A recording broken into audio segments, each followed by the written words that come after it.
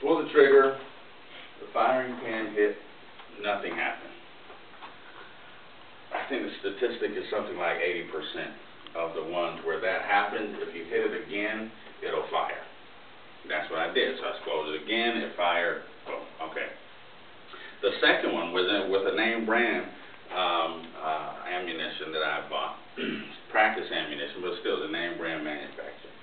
And so the firing pin hits it, goes click, what's going on? So I, rack it out. And in this case, apparently there was no primer in the little, what should be the primer. So this whole thing was empty, and the metal part here was just kind of torn away by the firing pin, and there was no material inside of the primer. So those are the two failures that I've experienced. There's a little primer cup. I'm gonna have some.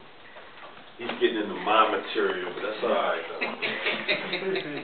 I'm gonna start teaching the legal section. Right. But like right here, if you have an opportunity to look at this up close later, this is where the primer is, and then the primer gets ignited, and then as you see, it goes through and it lights the powder, and that's what sends the bullet out. Well, there was no primer charge in the primer.